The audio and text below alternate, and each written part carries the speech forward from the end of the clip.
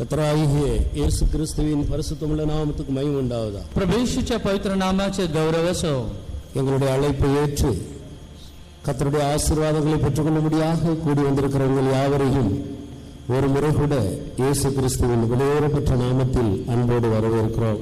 हमारे स्वागत को स्वीकार करते हुए यहाँ पर इकट्ठे हुए लोगों को एक और बार मसीह यीशु के नाम से हम अभिवादन करते हैं. आणि आमच्या आमंत्रणाला स्वीकारून एकत्रित झालेले प्रत्येकाचं प्रभू येशूच्या नामाने आम्ही स्वागत करीत आहोत. இந்த சாயங்கால வேளையில் நம்முடைய தியானத்துக்காக அப்போஸ்தலனாகிய பேதுரு எழுதின முதல் நிருபம் 2ஆம் அதிகாரம் 24வது வசனத்துக்கு நம்முடைய கவனத்தை திருப்பும்படியாக கேட்டுக்கொள்கிறேன். आज की हमारी शाम के ध्यान के लिए पौलुस लिखे हुए पहले पत्र उसके दूसरे अध्याय के 24वें वचन की ओर आपके ध्यान को फिराना हम चाहते हैं. पहिले पेत्र 2रा अध्याय वचन 24 कडे आपली दृष्टी केंद्रित करूया. वह आप ही हमारे पापों को अपनी देह पर लिए हुए क्रूस पर चढ़ गया, जिससे हम पापों के लिए मर करके धार्मिकता के लिए जीवन बिताए. उसी के मार खाने से तुम चंगे हुए. त्याने स्वतः तुमची आमची पापे स्वदेही वाहून खांबावर नेली, यासाठी की आपण पापाला मेलेले होऊन सदाचरणासाठी जगावे. त्याला बसलेल्या माराने तुम्ही निरोगी झाला आहात. நாம் பாவங்களுக்கு செத்து நீதிக்கு பிழைத்திருக்கும்படிக்கு அவர் தாமே தமது சரீரத்திலே நம்முடைய பாவங்களை சிலுவையின் மேல் சுமந்தார். அவருடைய தழும்புகளால் குணமானீர்கள். கர்த்தருக்கு ஸ்தோத்திரம். प्रभु की स्तुति हो. प्रभूला धन्यवाद असो. இந்த வேத வசனமானது 3 விதமான ஆசீர்வாதங்களோடு இந்த சாயங்கால வேளையில் நம்மை சந்திக்கும்படியாக நம்மத்தில் கடந்து வந்திருக்கிறது. ये पवित्र शास्त्र का वचन 3 प्रकार की आशीषों के साथ हमें मुलाकात करने के लिए आया है. वाचलेला उतारा 3 रीतीने आपली भेट घेऊन आशीर्वादित करण्यासाठी प्रभूचा आत्मा आपल्यामध्ये आहे. நாம் பாவங்களுக்கு செத்து ஜீவிக்கிற ஒரு அனுபவத்தை கர்த்தராகிய இயேசு கிறிஸ்து கல்வாரியில் மரித்தபோது மனிதனுக்கு அன்றைக்கே இலவசமாக கொடுத்திருக்கிறார். हम पापों के लिए मरकर कर धार्मिकता के लिए जीवन बिताने के लिए मसीह यीशु कलवरी क्रूस पर मरकर ये अनुभव हमें प्रदान किया है. आणि आपण पापासाठी मेलेले आणि सदाचरणासाठी जगण्याचं भाग्य प्रभू येशू ख्रिस्ताने त्याच्या कल्वरी क्रूसाच्या मरणाने आपल्याला फुकट दिलेलं आहे. இரண்டாவதாக நீதிக்காக இந்த பூமியில் பிழைத்து ஜீவிக்கிற ஒரு இரண்டாவது அனுபவத்தையும் கர்த்தராகிய இயேசு கிறிஸ்து நமக்காக செய்து முடித்திருக்கிறார். और दूसरी बात मसीह यीशु ने जो हमारे लिए काम पूरा किया है वो ये है कि हम धार्मिकता के लिए जीवन बिताएं. आणि नीतिमत्वासाठी आपण जीवन जगावं यासाठी प्रभूने दुसरं काम आपल्यासाठी केलेलं इथं लिहिलं आहे. மூன்றாவதாக அவருடைய தழும்புகளால் குணமாக்கப்பட்டு ஆரோக்கியத்தோடு ஜீவிக்கிற ஒரு ஜீவியத்தையும் கர்த்தராகிய இயேசு கிறிஸ்து நமக்காக செய்து முடித்திருக்கிறார். तीसरी बात जो बात प्रभु यीशु मसीह ने हमारे पूरा किया वो ये है कि उसकी मार खाने से हम चंगे हो गए, हमें स्वास्थ्य दिया है. आणि तिसरी गोष्ट प्रभूने जे आपल्यासाठी केले ते म्हणजे त्याला बसलेल्या माराच्या बळाने आम्ही निरोगी झालो आहोत. இந்த காரியங்கள் சுமார் 2000 வருடங்களுக்கு முன்பாக கர்த்தராகிய இயேசு கிறிஸ்து கல்வாரியில் மரித்த அன்றைக்கே முழு உலகத்தில் உள்ள எல்லா மனிதர்களுக்காக அவர் கொடுத்து முடித்த ஆசீர்வாதங்களாக இருக்கிறது. ये सारी आशीषें जो है करीबन 2000 साल पहले जब मसीह इसी क्रूस पर चढ़ गया तब उसने ये सारी अनुभव सारी मानव जाति को प्रदान कर दिया है. 2000 वर्षापूर्वी ज्यावेळेस प्रभू येशू ख्रिस्त क्रूस खांबावर मरण पावला त्यावेळेस त्याने हे सर्व आशीर्वादाचे अनुभव मानवाला देव केले आहे. கர்த்தராகிய இயேசு கிறிஸ்துவை விசுவாசிக்கிற ஒவ்வொரு மனிதனும் இந்த பூமியில் இந்த 3 ஆசீர்வாதங்களையும் இலவசமாக பெற்று ஜீவிக்கும்படியாக कतराई आंडवर मनुष्य इरक्कम बाराटी रखा। प्रभु परमेश्वर जो है मनुष्य पर इसीलिए दया दिखाया ताकि हर कोई जब मनुष्य परमेश्वर पर विश्वास करता है इन तीन प्रकार की आशीषों को पाते हुए जीवन व्यतीत करे। आणि देवाने दिलेले ये जे तीन आशीर्वाद मिळवण्यासाठी म्हणजे जो कोणी प्रभूवर विश्वास करतो त्यांना भाग्य दिलेलं आहे। நாம் அறிந்திருக்கிறது போல இன்றைக்கு முழு உலகமும் பாவத்துக்குள் மூழ்கி கிடக்கிறது என்பதை நாம் அறிந்திருக்கிறோம். जैसे हम जानते हैं आज पूरी संसार जो है पाप में डूबा हुआ है. जसं आपल्याला माहित आहे आज संपूर्ण जग पापामध्ये समाविष्ट झालेले, पापामध्ये बुडालेलं आहे. பாவத்தின் நிமித்தமாகத்தான் மனிதன் இன்றைக்கு இளைப்பாறுதல் அற்றவனாக இருக்கிறார். पाप की वजह से आज हम देखते हैं कि मनुष्य विश्राम रहित या चैन रहित दिखाई देता है. पापामुळे आज मनुष्य बेचैन झालेला आहे. பாவத்தின் நிமித்தமாகத்தான் இன்றைக்கு வியாதியும் கூட மனிதனை ஆண்டு கொள்கிறது. और पाप के कारण ही आज मनुष्य पर बीमारी राज्य करता है. पापामुळेच आजार मनुष्यावर राज्य करीत आहे. பாவத்தின் நிமித்தமாகத்தான் இன்றைக்கு சாபத்துக்குள்ளாக மனிதன் காணப்படுகிறார். और पाप की वजह से ही आज मनुष्य श्राप में भी दिखाई देता है. पापामुळेच आज मनुष्य श्रापामध्येही दिसत आहे. பாவத்தின் நிமித்தமாகத்தான் மனிதன் மரித்து நித்திய நரகத்துக்குள் போகும்படியாக மரணமும் கூட மனிதனை ஆண்டு கொண்டது. पाप की वजह से मृत्यु के कारण मनुष्य नरक में जाने के लिए मृत्यु मनुष्य पर राज्य करता है. पाप करून मरणामध्ये जाण्यासाठी मरण ही मनुष्यावर राज्य करीत आहे. எல்லா தீமைகளும் இன்றைக்கு பாவத்தின் அடிப்படையில் தான் மனிதனை சந்திக்கிறது. सारी बुराइयां आज मनुष्य के जीवन में पाप के आधार पर ही हो रहा है. आणि पापाच्या आधारावरच सर्व वाईट गोष्टी मनुष्याच्या जीवनामध्ये घडत आहे. பாவம் பாவம் என்று சொல்லுகிறோமே, இந்த பாவம் முதலாவது எப்படி மனிதனுக்குள்ள பிரவேசித்தது? पाप पाप कहने से ये पाप कैसे पहले मनुष्य के जीवन में आ गया? हे पाप पाप आपण म्हणतो, सुरुवातीला हा पाप मनुष्याच्या जीवनामध्ये कसं आला? மனிதனை தேவன் சிருஷ்டிக்கும் பொழுது பாவத்தோடு சிருஷ்டித்தாரா? जब परमेश्वर ने मनुष्य को सृष्टि किया, क्या पाप के साथ उसे सृजा? सुरुवातीला देवाने मनुष्याला बनवलं तेव्हा पापासह त्याला बनवलं का? சிருஷ்டிக்கப்பட்ட எல்லா சிருஷ்டிகளிலும் மகா விசேஷமான விசித்திரமாக சிருஷ்டிக்கப்பட்ட ஒருவன் தான் மனிதன். सारी सृष्टियों में अद्भुत चकित रीति से सृष्टि किया गया है वो मनुष्य ही है. देवाच्या सर्व निर्मितीमध्ये एक विशेष रीतीने निर्मिती केलेली व्यक्ती म्हणजे तो मनुष्य होय. அருமையானவர்களே, ஒரு பெரிய தேவனுடைய நோக்கத்தோடு மனிதன் சிருஷ்டிக்கப்பட்டிருக்கிறான்.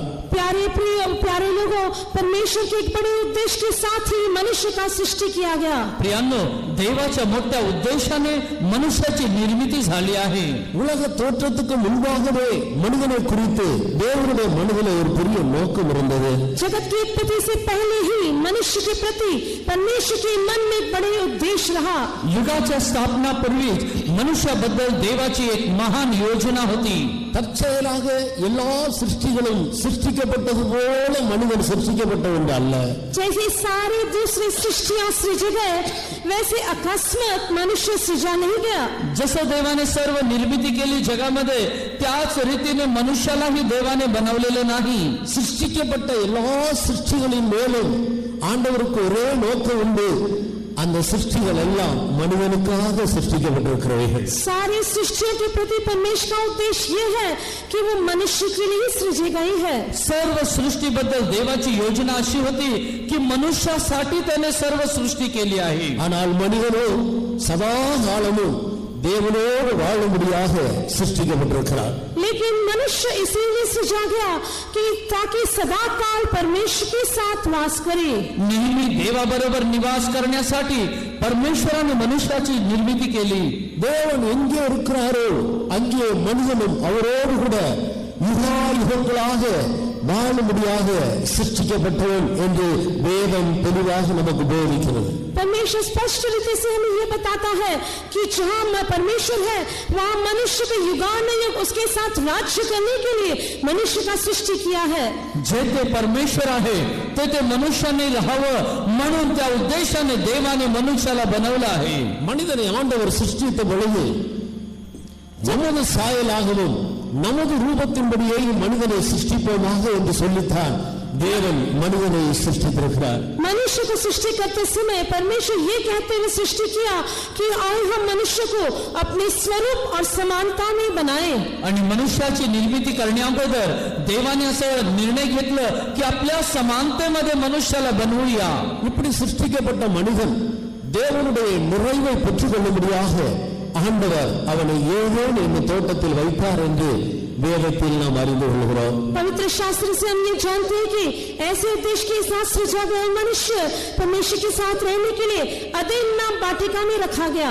अशा उद्देशाने बनविले गेलेल्या मनुष्याला देवाने एदेन बागेमध्ये ठेवलं असं आपण वाचतो. தேவனுடைய சத்தத்தை கேட்டு தேவனை அறிகிற அறிவிலே வளர்ந்து தேவனை போல மாற வேண்டியதான மனிதன் அதற்கு மாறாக அந்நிய சத்தமாகிய பிசாசின் சத்தத்துக்கு செவிகொடுத்தது நிமித்தம் மனிதனுக்குள்ளே பாவம் பிரவேசித்ததென்று வேதம் தெளிவாக கூறுகிறது. पवित्र शास्त्र स्पष्ट रीति से ये कहता है कि मनुष्य जो है परमेश्वर की आवाज सुनकर परमेश्वर की भरपूरी में बढ़ते जाने के बजाय वो अन्य पराय आवाज शैतान की आवाज को कान लगाकर ऐसे वो जो पाप में गिर पड़ा. देवाच्या ज्ञानामध्ये देवाच्या समानतेमध्ये वाढण्यासाठी बनवलेला मनुष्य त्या सैतानाची आवाज ऐकून तो पतित झाला. பிரமாணத்தை மீறுவதே பாவமாக இருக்கிறது. व्यवस्था का उल्लंघन करना यही पाप है. आज्ञाचं उल्लंघन करणं हेच पाप आहे. பிரமாணங்களை கற்பனைகளை கைக்கொள்ளுவதே அன்பாக இருக்கிறது. व्यवस्था का पालन करना वही प्रेम है. आणि आज्ञाचं व्यवस्थेचं पालन करणं तीच प्रीती आहे. அன்போடு கூட கற்பனைகளை கைக்கொண்டு தேவனை போல வளர வேண்டியதான மனிதன் பிசாசினால் வஞ்சிக்கப்பட்டு கற்பனைகளை மீறி அவன் பாவத்துக்கு உட்பட்டார். प्रेम के साथ परमेश्वर की व्यवस्थाओं का पालन करते हुए प्रभु के साथ जीने वाला मनुष्य शैतान की आवाज सुनकर व्यवस्था को तोड़कर वो गिर पड़ा.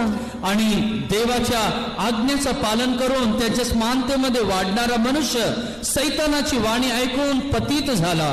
இன்றைக்கும் எங்கே மீறுதல்கள் காணப்படுகிறதோ அங்கே தண்டனைகளும் மனிதனை தொடர்ந்து வருகிறதை நாம் பார்க்கிறோம். आज हम देखते हैं जहाँ उल्लंघन किया जाता है वहाँ मनुष्य पर दंड आता है. आणि ज्या ठिकाणी उल्लंघन करण्यात येते त्या ठिकाणी मनुष्यावर दंडही येतो. இப்படித்தான் ஆதி மனிதன் பாவம் செய்தார். इस प्रकार आदि मनुष्य ने पाप किया. अशा रीतीने पहिल्या मनुष्याने पाप केलं. அந்த பாவத்தின் விளைவுதான் இன்றைக்கு சகலவிதமான சாபங்களும் மனிதனுக்குள்ளே காணப்படுகிறது. पाप का ही नतीजा यह है कि आज मनुष्य के अंदर सब प्रकार के शाप दिखाई देते हैं. त्या पापामुळे आज मनुष्यामध्ये सर्व प्रकारचे श्राप आलेले आहेत. என்றைக்கு பாவம் செய்தானோ அன்றைக்கே மனிதனுடைய ஆவி தேவனை விட்டு பிரிந்து விட்டது. जिस दिन पाप किया उसी दिन मनुष्य का प्राण परमेश्वर से फिर गया, अलग हो गया. ज्या दिवशी मनुष्याने पाप केलं त्याच दिवशी मनुष्याचा प्राण देवापासून वेगळा झाला, अलिप्त झाला. ஆண்டவர் மனிதனை மண்ணினாலே உருவாக்கி அவருடைய நாசியிலே தன்னுடைய ஆவியை ஊதினார். அவன் ஜீவ ஆத்மா ஆனான். परमेश्वर मनुष्य को मिट्टी से रचा और उसकी नथुना में जीवन का श्वास फूका और मनुष्य जीवता प्राणी बन गया. देवाने मातीतून मनुष्याचा पुतळा बनवला, त्याच्या नाकपुड्यामध्ये जीवनाचा श्वास टाकला आणि तो जिवंत प्राणी झाला.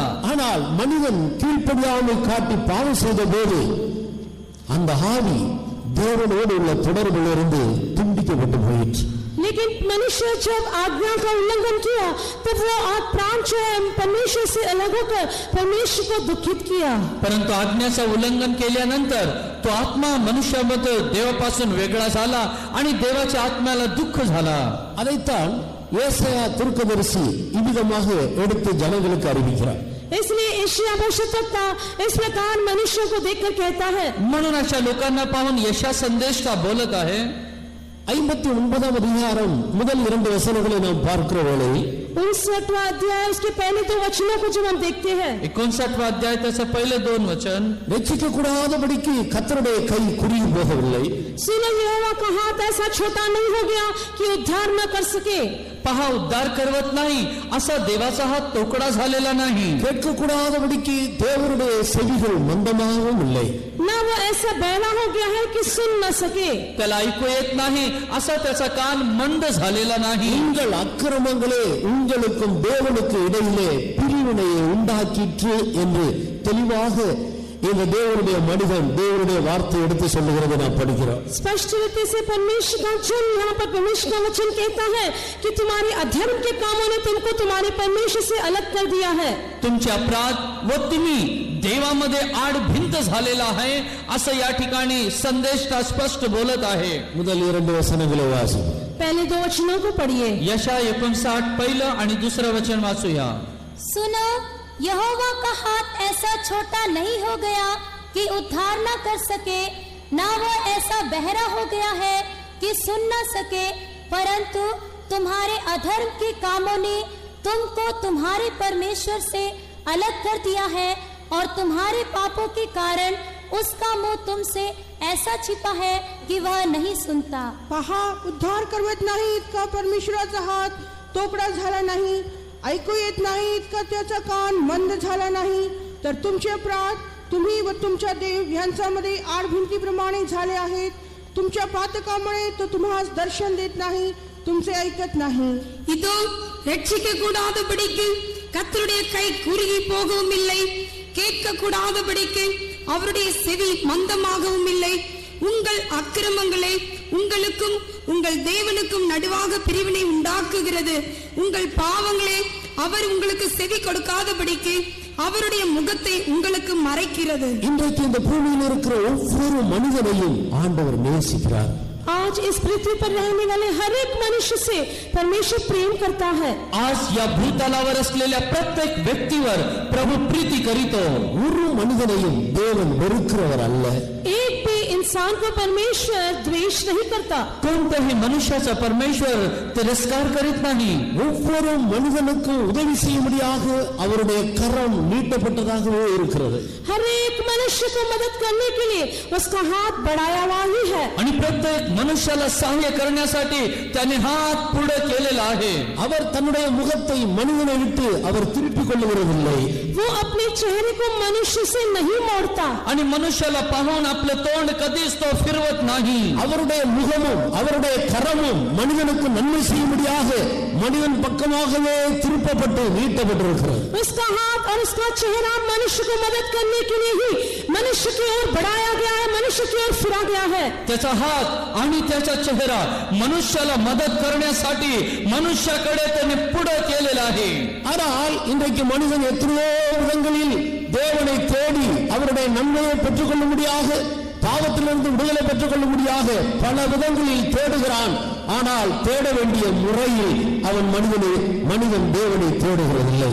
हम देखते कि कितने तरीके से लोग जो है परमेश्वर को खोजने के लिए कोशिश करते हैं, प्रयास करते हैं, लेकिन जिस रीति से खोजना है उस रीति से नहीं करते हैं. आपण पाहतो देवाला कितीतरी लोक शोध करीत आहेत, परंतु ज्या रीतीने केले पाहिजे तसा शोध ते करीत नाही.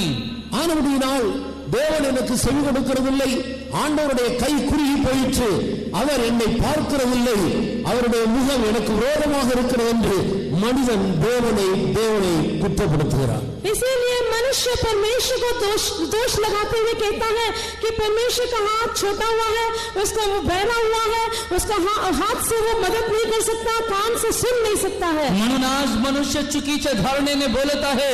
देवाचा हात तोकडा झालेला आहे, तो माझं तारण करू शकत नाही. देवाचा कान मंद झालेला आहे, तो माझी प्रार्थना ऐकू शकत नाही. சில நேரங்களில் சூரியனை நாம் காணக்கூடாதபடிக்கு மேகங்கள் மறைத்திடுகிறது. कई बार हम सूर्य को देख नहीं सकते, इस प्रकार बादल उसे उन्हें ढांप लेता है. काही वेळेस आपण सूर्याला पाहू नये म्हणून मेघ त्याला आच्छादित करतात. ஆனால் உண்மையின்படி இந்த மேகங்கள் சூரியனை மறைக்கிறதில்லை, மேகத்தினால் நம்முடைய கண் சூரியனை காணாதபடிக்கு மறைக்கப்பட்டு போகிறது. लेकिन वास्तव में जो है इस बादल सूरज को नहीं ढांपता, लेकिन बादल इस तरह हमारे बीच में आ जाता है कि हमारी आंखों से वो सूरज को छुपा रखता है. वास्तविक गोष्ट म्हणजे हे मेघ सूर्याला झाकून टाकत नाही, तर आपल्याला दिसत नाही, फक्त सूर्य तसाच असतो.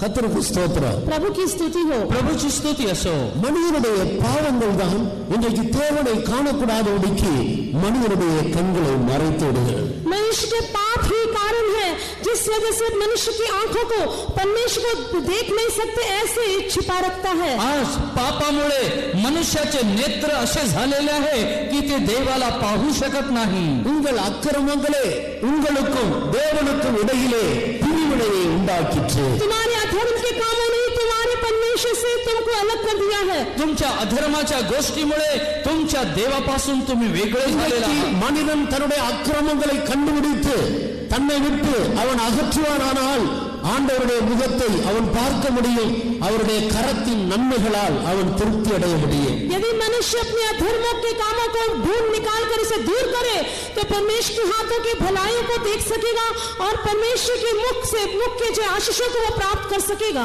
जर मनुष्याने आपल्या जीवनातलं पाप दूर केलं तर देवाचा अद्भुत हात तो पाहू शकतो आणि देवाच्या तोंडाचं मुखाचं दर्शनही त्याला होऊ शकतो. ஆதி மனிதன் பாவம் செய்த போது அந்த ஏதேன் தோட்டத்தில் நடந்ததான சம்பவங்கள் என்ன என்பதை வேதம் நமக்கு தெளிவாக வெளிப்படுத்துகிறது. पवित्र शास्त्र से हम स्पष्ट रीति से ये जान सकते हैं कि पहले मनुष्य ने जब पाप किया तब अदन के बाकी बगीचा में क्या सारी बातें हो गए. आणि पहिलं माहिती आहे की ज्या वेळेस एदेन बागेमध्ये पहिलं पाप झालं तर त्याला काय झालं. ஒவ்வொரு நாளும் தன்னை சிருஷ்டித்த தேவன் எப்பொழுது வருவார் என்று அவளோடு காத்திருந்து அவர் வரும்போது அவரோடு உறவாடி சம்பாஷித்துக் கொண்டிருந்ததான அந்த மனிதன் என்றைக்கு பாவம் செய்தானோ, தேவனுடைய கற்பனையை மீறினானோ, அன்று முதல் கொண்டு தேவனை காணாதபடிக்கு தன்னை தானே ஒழித்துக் கொள்ளுகிறார். हर दिन जो है परमेश्वर से मुलाकात करने के लिए जो मनुष्य आग्रह के साथ लालसा के साथ इंतजार करता था, लेकिन जिस दिन उसने पाप किया तो अपने आप को परमेश्वर से छिपाने के प्रयास किया. जो मनुष्य रोज देवाशी बोलत होता, देवाच्या समोर येत होता, पण पाप केल्यानंतर देवाच्या सानिध्यातून तो लपू लागला.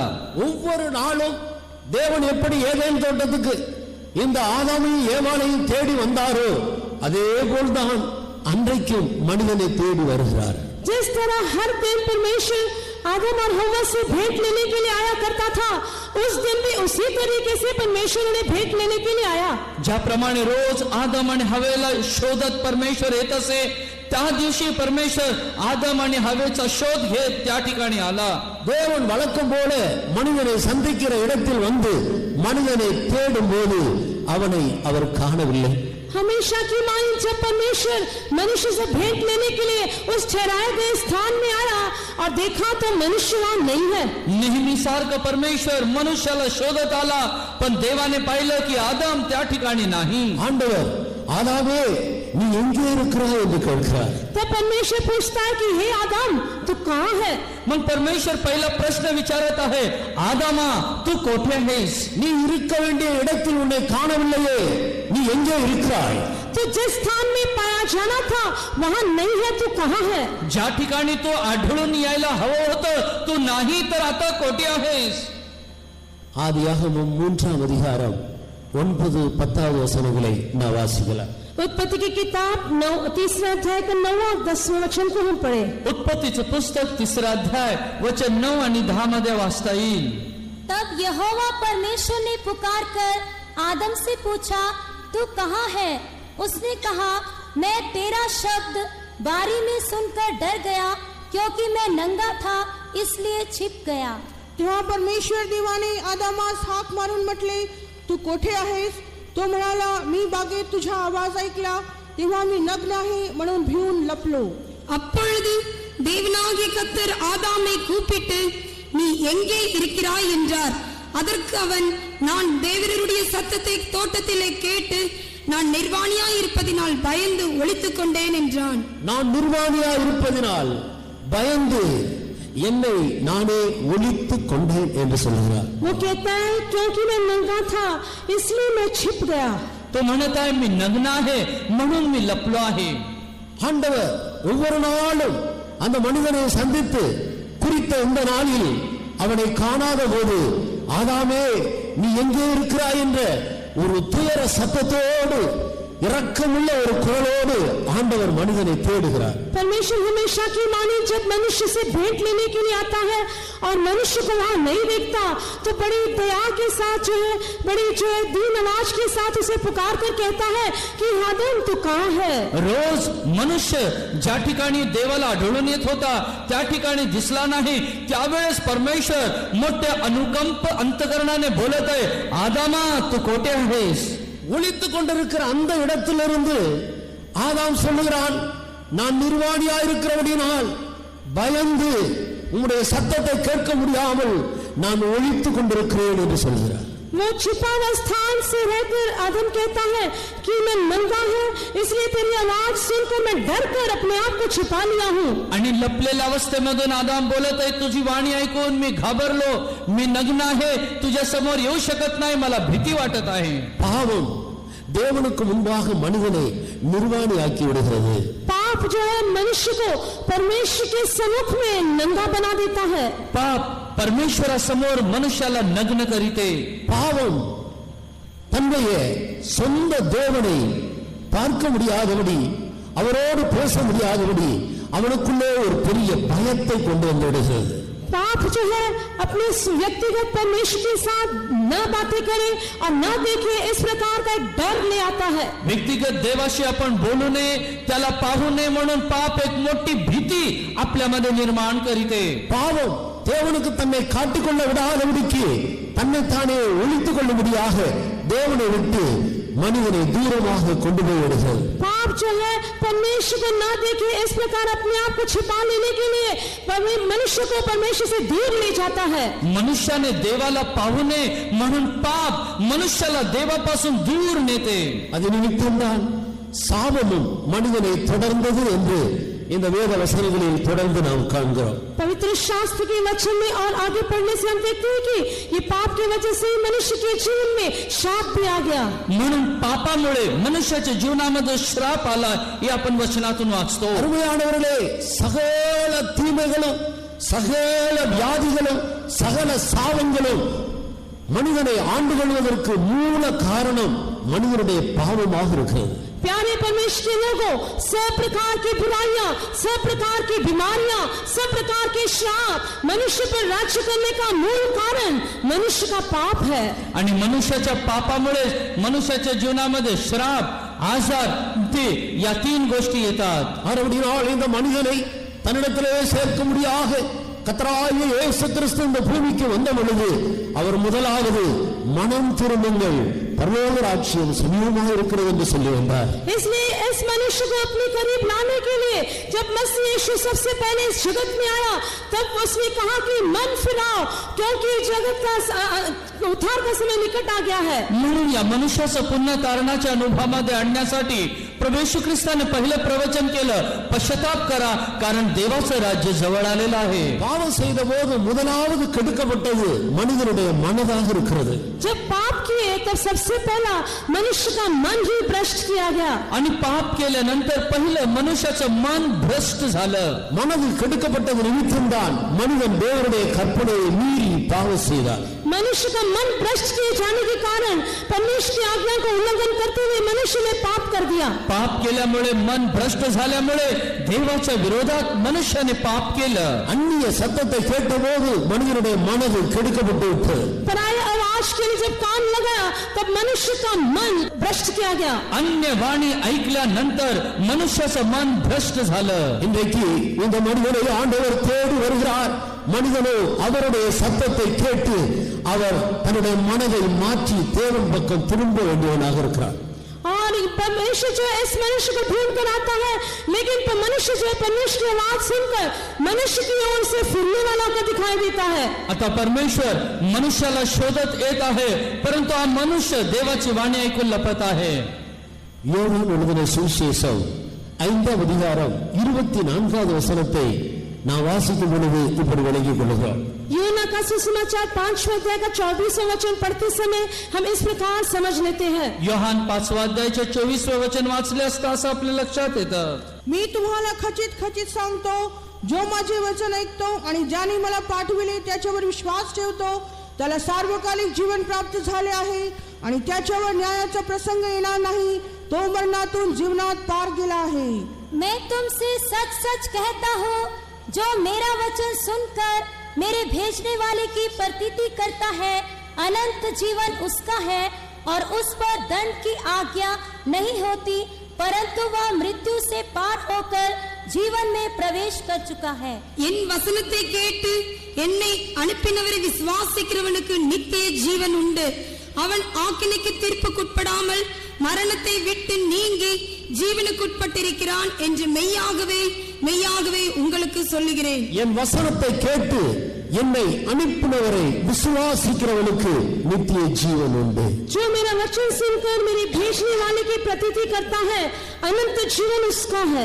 जो माझं वचन ऐकून मला पाठवणाऱ्यावर विश्वास ठेवतो, सार्वकालिक जीवन त्याला आहे.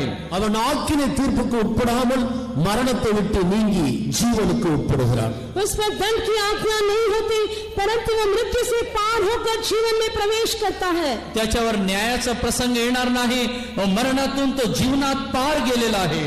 இன்றைக்கு பூமியில் இருக்கிற ஒவ்வொரு மனிதனும் தேவனுடைய சத்தத்தை கேட்டு அவர் அனுப்பின கர்த்தராகிய இயேசுவை விசுவாசிக்க வேண்டியது மனிதன் மேல் விழுந்த கடமையாக இருக்கிறது. मनुष्य का कर्तव्य यह है कि परमेश्वर का वचन सुनकर उसके भेजने वाले पर विश्वास करना. मनुष्याचं कर्तव्य हे आहे की देवावर विश्वास ठेवून ज्याने त्याला पाठवलं त्यावर त्याने विश्वास ठेवला पाहिजे. இந்த பூமியில் இருக்கிற ஒவ்வொரு மனிதனுடைய மீட்புக்காக கர்த்தராகிய இயேசு கிறிஸ்து இந்த பூமிக்கு வந்தார். इस पृथ्वी पर रहने वाले हर एक मनुष्य के छुटकारे के लिए प्रभु यीशु मसीह इस जगत में आया. भूतलावरील प्रत्येक मनुष्याच्या सुटकेसाठी येशू ख्रिस्त जगामध्ये अवतरला. கர்த்தராகிய இயேசு கிறிஸ்து தான் தேவனுடைய கரமாக இருக்கிறார். प्रभु यीशु मसीह ही परमेश्वर का हाथ होकर दिखाई देता है. आणि प्रभू येशू ख्रिस्त परमेश्वराचा हात आहे. மனிதனை பாவத்தில் இருக்கிற மனிதனை மீட்கும்படியாக பிதாவாகிய தேவன் தன்னுடைய நீண்ட கரமாகிய இயேசுவை இந்த பூமிக்கு அனுப்பி இயேசு கிறிஸ்துவின் மூலம் மனிதனை தூக்கி எடுக்கிறார். पाप में रहने वाले मनुष्य के छुटकारा के लिए पिता परमेश्वर जो अपने जो हाथ जो मसीह यीशु को बढ़ाकर उसे पाप से छुटकारा देने के लिए बढ़ाया है. पापामध्ये असलेल्या व्यक्तीला सोडवण्यासाठी देवाने आपला हात पुढे केला आणि तो हात म्हणजे प्रभू येशू ख्रिस्त आहे. தாவீது சொல்லுகிறது போல, நான் பயங்கரமான குழியிலும் உளையான சேற்றிலும் இருந்தேன், அவர் என்னை தூக்கி எடுத்து கண்மலையின் மேல் நிறுத்தினார். जैसे दाऊद कहता है कि मैं जो है सत्यानाश के गड्ढे और दलदल के कीच में था, लेकिन इसने मुझे उभार कर चट्टान पर खड़ा किया है. जसं दाऊद म्हणतो, मी दलदलीच्या चिखलामध्ये होतो, त्याने हात पुढे केला, मला उचललं आणि खडकावर उभं केलं आहे. மனிதனுடைய விழுகை என்று சொல்லுவது இந்த பூமியில் ஒரு மனிதராலும் உதவி செய்யக்கூடாத ஒரு பயங்கரமான படுகொலியாக இருக்கிறது. मनुष्य की रात का गिरावट कहने से इस पृथ्वी पर रहने वाले सभी मनुष्य के द्वारा भी छुड़ाए नहीं जा सकते, ऐसे बड़ा गड्ढा है. आणि मनुष्याच्या जीवनात आलेलं पाप म्हणजे ते असं मोठं खड्डा आहे की कोणताही मनुष्य त्याला सोडू शकत नाही. அருமையான நண்பனே, நான் பாவத்தில் ஜீவிக்கிறேன் என்று நீ உணர்வீரானால் உன்னை தூக்கி எடுக்கும்படி சூரியனுக்கு கீழே வேறு ஒருவராலும் முடியாது. प्यारे मित्र, यदि आप पापी है तो अगर मान लेते हो तो आपको छुड़ाने के लिए सूरज के नीचे और कोई भी नहीं है. प्रियांनो, जर तुम्ही असं कबूल करता की मी पापी आहे, तर तुम्हाला सोडवण्यासाठी सूर्याच्या खाली कोणच शक्तिमान नाही. கர்த்தராகிய இயேசு கிறிஸ்துவின் நாமமே அல்லாமல் படுகொலியில் விழுந்து போன மனிதனை தூக்கி எடுக்க வேறொரு நாமம் இந்த பூமியில் கட்டளையிடப்படவில்லையே. मसीह यीशु के नाम के अलावा गड्ढे में पड़े हुए जो है मनुष्य को उभारने के लिए और इस पृथ्वी पर और कोई नाम नहीं है. खड्ड्यातल्या मनुष्याला बाहेर काढण्यासाठी प्रभू येशू ख्रिस्ताच्या नावाशिवाय दुसरं नाव या भूतलावर नाही. இந்த முழு உலகத்திலும் யாராயிலும் ஒரு மனிதன் நான் பாவத்திலிருந்து விடுதலை பெற்றிருக்கிறேன் என்று சொன்னால் இயேசு கிறிஸ்து என்னை விடுவித்தார் என்று சொல்லுவானே அல்லாமல் வேறொரு நாமத்தை உச்சரிக்க ஒரு மனிதனாலும் முடியாது. इस जगत में रहते हुए यदि कोई मनुष्य कहता है कि मैं पाप से छुटकारा पाया, तो मसीह यीशु के अलावा और कोई में से छुड़ाया नहीं है. जर या जगामध्ये पापात राहणाऱ्या व्यक्तीने जर असं म्हटलं की मला पापातून मुक्ती मिळाली आहे, तर तो नाव म्हणजे येशूच्या नावाशिवाय दुसरं नाव नाही. இயேசு கிறிஸ்துவின் நாமத்தினால் பாவ மன்னிப்பை பெற்றுக்கொண்டு இன்றைக்கு இந்த பூமியில் ஜீவிக்கிற தேவனுடைய பிள்ளைகள் கரங்களை உயர்த்தி அந்த மகத்துவமுள்ள நாமத்தை மையப்படுத்தும்படியாக அல்லேலூயா சொல்லி அவரை மையப்படுத்துவாங்க. मसीह यीशु के नाम से पापों से छुटकारा पाए परमेश्वर के लोग जो है उसके नाम की महिमा करने के लिए अपने हाथ उठाकर हालेलुया ललकारिए. येशूच्या नावाने पापातून मोक्ष मिळवलेले लोक आपले हात उंच करून हालेलुयाची गर्जना करूया. हालेलुया. அவருடைய நாமத்துக்கு மகிமை உண்டாகட்டும். प्रभु के नाम की महिमा हो. प्रभूच्या नावाला गौरव असो. முழு உலகத்தில் உள்ள ஒவ்வொரு மனிதனுக்காகவும் மரணத்தை ருசி பார்த்து மனிதனுடைய மீட்புக்காக கட்டளையிடப்பட்ட நாமம் தான் இயேசுவின் நாமம். पूरे मानव जाति के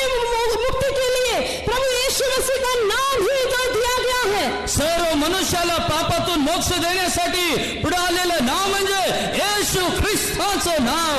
பாவத்திலிருந்து விடுதலை பெற விரும்புகிற ஒவ்வொரு மனிதனும் தன்னுடைய கண்களை கல்வாரி சிலுவையில் உயர்த்தப்பட்ட இயேசுவுக்கு நேராக உயர்த்த வேண்டியது அவசியமாக இருக்கு. जितने भी लोग पाप से मुक्ति पाना चाहते हैं तो अपनी नजर को उस कलवरी क्रूस के ऊपर उठाना जरूरी है. ज्यांना पापातून मोक्ष पाहिजे असं वाटत आहे त्यांनी आपली नेत्र आज सायंकाळी क्रूसाकडे लावणं आवश्यक आहे. நானும் கூட ஒரு ரோமன் கத்தோலிக்க குடும்பத்திலே பிறந்தவன். मैं भी एक रोमन कैथोलिक परिवार में मेरा जन्म हुआ. रोमन कैथोलिक कुटुंबामध्ये माझा जन्म झाला. என்னுடைய 20 வயது வரைக்கும் பாவத்திலிருந்து விடுதலை பெறும்படியாக என்னுடைய கண்களை ஒவ்வொரு நாளும் மரியாளுக்கு நேராக உயர்த்தினது உண்டு. और मैं 20 वर्ष तक जो है मेरे पापों से छुटकारा पाने के लिए हर दिन मेरी नजर को मैं मरियम की ओर उठाता रहा. 20 वर्षापर्यंत पापातून मोक्ष मिळविण्यासाठी माझी दृष्टी मी मरियमकडे लावलेली होती. என்னுடைய பாவங்களிலிருந்து ஒரு பாவத்தில் இருந்து கூட எனக்கு விடுதலை என்னால் பெற முடியவில்லை. लेकिन मेरे पापों से एक पाप से भी मैं मुक्ति नहीं पा सका. परंतु माझ्या पापातून एक पापातूनही मला मुक्ती मिळाली नाही. நான் பண்ணின ஜெபங்களுக்கு கணக்கே இல்லை. मैं जिन प्रार्थनाओं को करता था उसके लिए कोई हिसाब ही नहीं था. आणि असंख्य प्रार्थना मी केल्या. ஜெபிக்க இன்னும் ஆழமான பாவத்துக்குள்ள போய் கொண்டிருந்தேனே அல்லாமல் என்னுடைய பாவத்திலிருந்து எந்த விதமான விமோசனத்தையும் என்னால் காண முடியவில்லை. जैसे मैं प्रार्थना करती रहा वैसे पाप के गड्ढे में मैं जाते ही रहा. पाप से मुझे कोई मुक्ति नहीं मिली. प्रार्थना करीत होतो, पापाच्या दलदलीमध्ये जास्त जात होतो, पण मुक्ती मात्र मला मिळाली नाही. ஒரு நாள் ஒரு வேத வசனத்தின் மூலம் கர்த்தராகிய இயேசு என்னை சந்தித்தார். एक दिन पवित्र शास्त्र के एक वचन के द्वारा प्रभु यीशु मसीह ने मुझसे मुलाकात किया.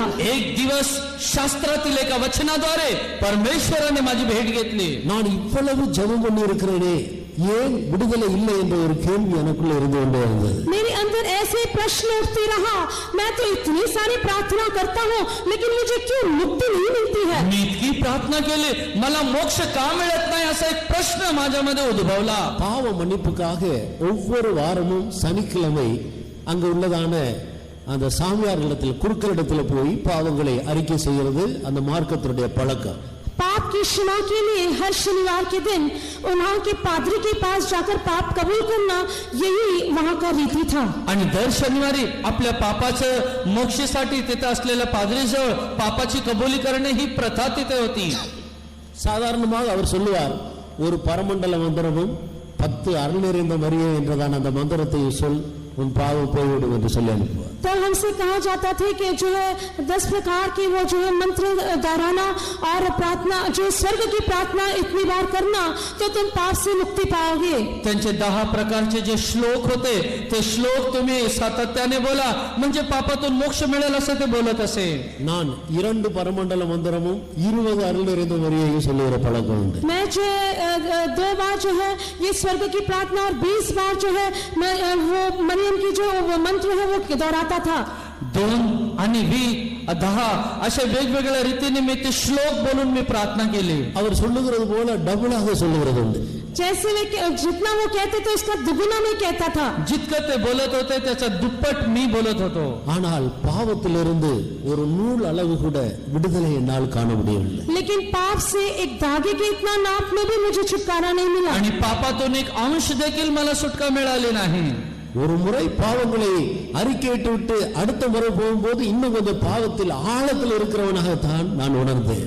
एक बार पाप को जो है कबूल कर दूसरी बार जाते समय और भी पाप की गहराई में उतरा हुआ दिखाई देता था. एकदा पापाची कबुली केल्यानंतर दुसऱ्यांदा पुन्हा त्या पापाच्या अधिक खोल मी गेलेलो आहे असं मला दिसून आलं.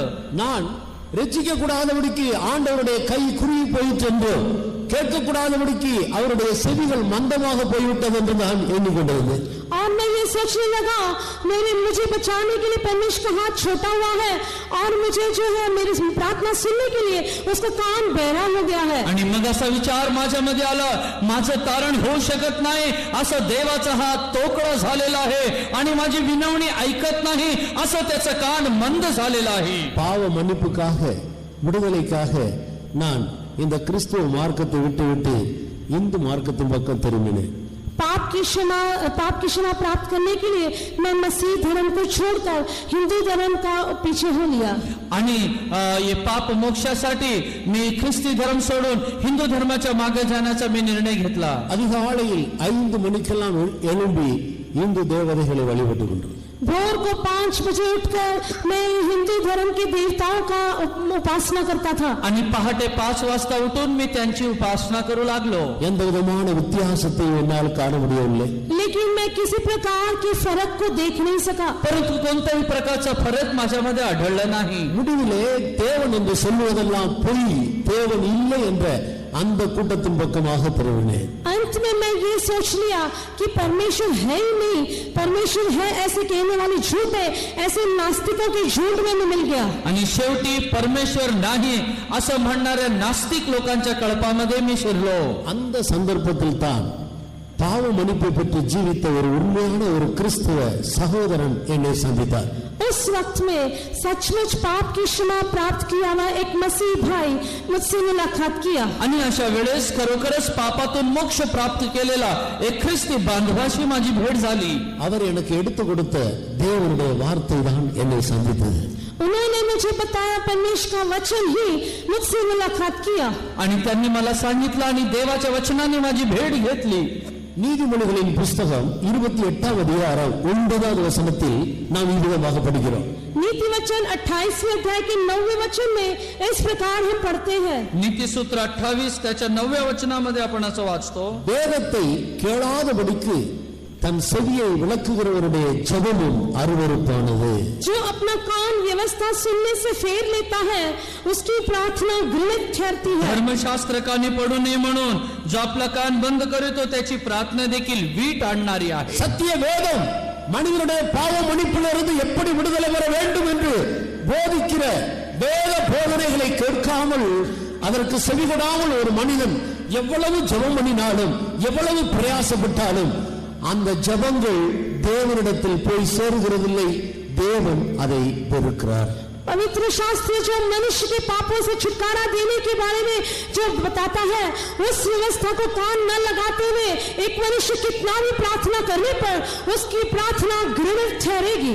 धर्मशास्त्र कानी पडू नये म्हणून जो व्यक्ती आपलं कान धर्मशास्त्राकडे लावित नाही अशा व्यक्तीने किती प्रार्थना केले तर त्याची प्रार्थना वीट आणणारी आहे. கர்த்தராகிய இயேசு இந்த பூமியில் வந்தபோது அவர் தன்னுடைய முதல் அற்புதத்தை ஒரு கல்யாண வீட்டில் நடத்தினதாக நாம் யோவான் சுவிசேஷம் 2ஆம் அதிகாரத்தில் படிக்கிறோம். यूहन्ना का सुसमाचार 2 अध्याय में हम देखते हैं जब मसीह यीशु जगत में आया उसने पहले अद्भुत काम एक ब्याह के घर में किया हम पढ़ते हैं.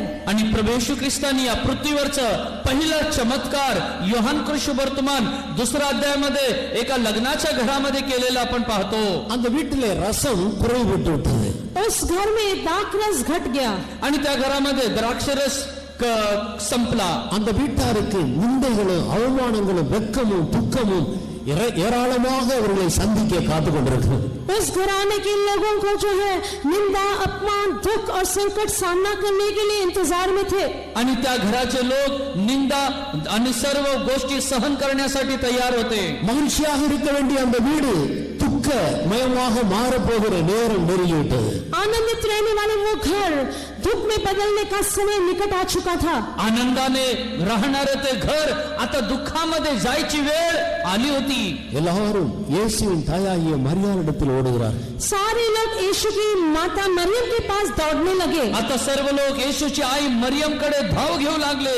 உடனே மரியாள் இவர்கள் எல்லாருக்காக கர்த்தராகிய இயேசுவிடத்தில் போய் காரியத்தை அறிவிக்கிறாள். तुरंत मरियम इन सारे लोगों की बात को जो है यीशु के पास बताती है. मग लगेच मरियम ही सर्व अवस्था येशूला सांगत आहे. அப்பொழுதுதான் கர்த்தராகிய இயேசு சொன்னார், ஸ்திரீயே உனக்கும் எனக்கும் என்ன, என் வேலை இன்னும் வரவில்லை. तब यीशु ने उससे कहा, हे महिला मुझे तुझसे क्या काम, अभी मेरा समय नहीं आया. येशू म्हणाला, ए स्त्री तुझा माझा काय संबंध, माझी वेळ अजून आलेली नाही. ஒரு மனிதனுடைய வாழ்க்கையில் ஒரு குடும்பத்தில் ஒரு அற்புதத்தை செய்யும்படியாக ஒரு மனிதனுடைய ஜீவியத்தை மாற்றும்படியாக தேவன் மனிதனுக்கு அற்புதம் செய்யும்படியாக ஒரு வேலை உண்டு. அதுவரைக்கும் தேவன் அவனை பொறுத்தவரையில் அவர் காத்துக்கொண்டே இருக்கிறார். एक मनुष्य के जीवन में, एक परिवार के जीवन में एक अद्भुत काम होने के लिए परमेश्वर का एक समय है. वो समय तक वो धीरज धरता है. व्यक्तिगत जीवनामध्ये आणि कौटुंबिक जीवनामध्ये देवाचं काम होण्यासाठी एक वेळ आहे. त्या वेळेची आपण वाट पाहिली पाहिजे. அவருடைய கை குறுகி போகவில்லை, அவருடைய செவிகள் மந்தமாகவும் இல்லை. उसका हाथ छोटा नहीं हुआ, ना तो उसका कान बहरा हुआ है. त्याचा हात ठोकळा झालेला नाही आणि त्याचे कान मंद झालेले नाही. ஆனால் அவர் ஏதோ ஒரு வேலைக்காக காத்து கொண்டிருக்கிறார். लेकिन वो कुछ समय के लिए बाट छू रहा है. परंतु एका वेळेची तो वाट पाहत आहे. எப்போது அந்த வேலை வந்தது? हमारा समय कब आया? ती वेळ कधी आली? மரியாள் தன்னிடத்தில் வந்த அனைவரிடத்திலேயும் சொல்லுகிறாள், அவர் உங்களுக்கு என்ன சொல்லுகிறாரோ அதன்படி செய்யுங்கள் என்று சொல்லி மரியாள் கடந்து போயிடுகிறார். मरियम उसके पास आए हुए लोगों से कहती है कि जो कुछ वो तुमसे कहे वही करना, ऐसे कहते वो चली जाती है. मरियम त्या लोकांना बोलत आहे, जो ते बोलेल तेच करा बोलून ती निघून गेली. எல்லாரும் இயேசுவினிடத்தில் போனார்கள். सभी लोग यीशु के पास गए. मग त्यानंतर सर्व लोक येशू जवळ गेले. அப்பொழுதுதான் அவருடைய வேலை வந்தது. तब उसका समय आया. त्यावेळेस त्याची वेळ आली. இப்பொழுது ஜாடிகளை தண்ணீரால் நிரப்புங்கள். अभी मटकों को पानी से भर दो. आता हे मटके पाण्याने भरून टाका. இப்பொழுது அதை கொண்டு போய் பரிமாறுங்கள் என்று சொல்லுகிறார். अभी उसे जाकर उसमें से बांटो.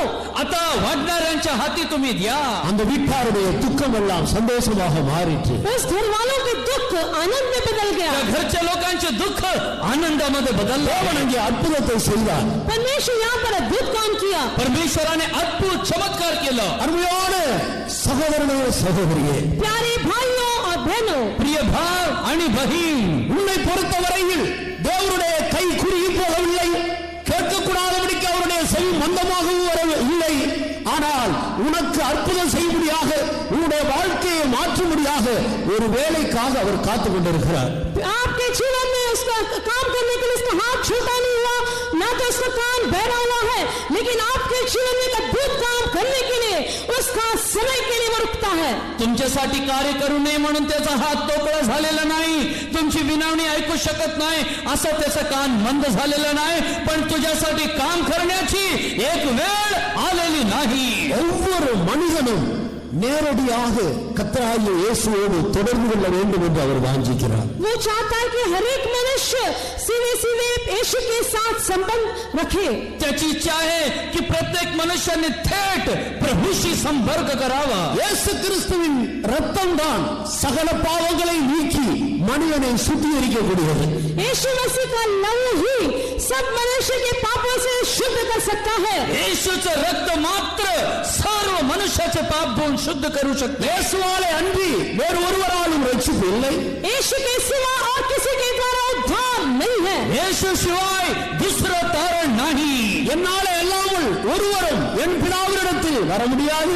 मेरे सिवा कोई भी मेरे पिता के पास नहीं आ सकता. माझ्याशिवाय कोणी माझ्या पित्याजवळ जाऊ शकत नाही. தேவன் ஒருவரே. தேவனுக்கும் மனிதனுக்கு இடையில் அநேக மத்தியஸ்தர்கள் இல்லை, ஒரே ஒரு மத்தியஸ்தர், அவர்தான் இயேசு. परमेश्वर एक ही है.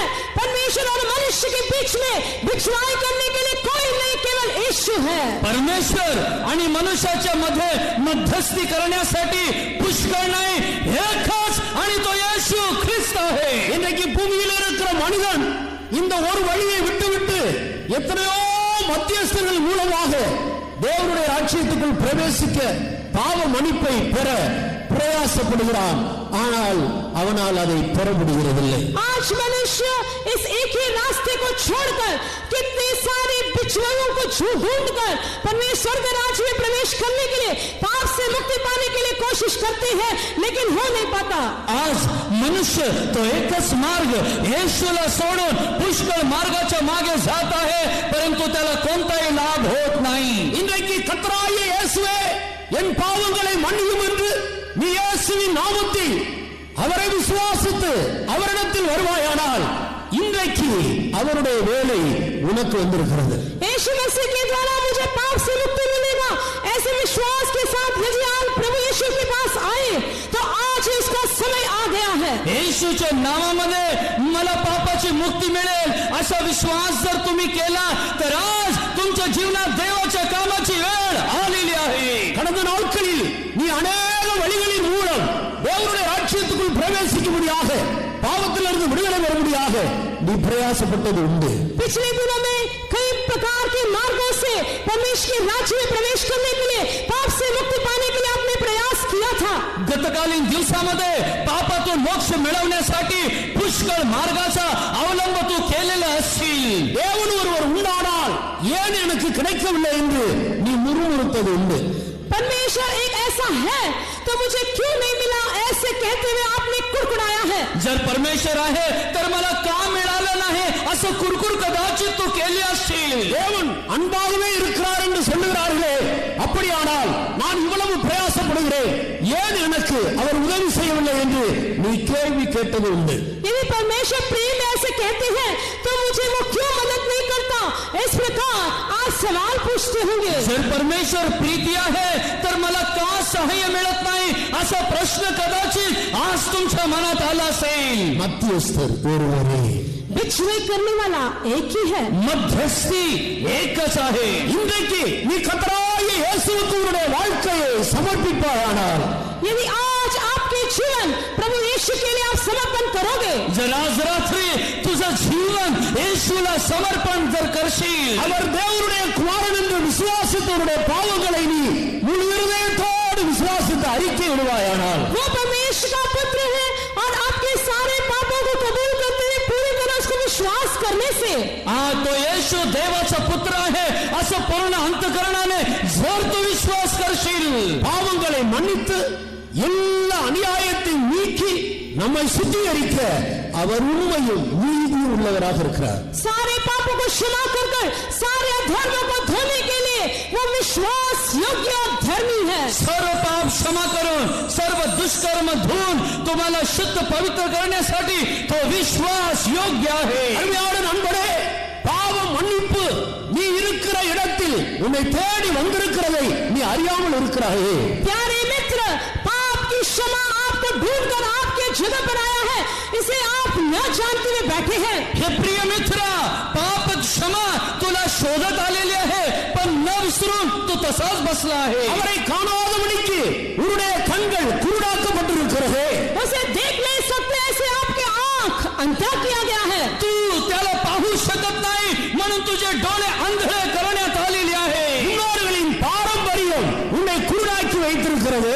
आपके पाप आपको अंधा कर रखा है. तुझे पाप परंपरा तुला आंधळे करून टाकलेले आहे. மனித கற்பனைகள் உன்னை குருடாக்கி வைத்திருக்கிறது.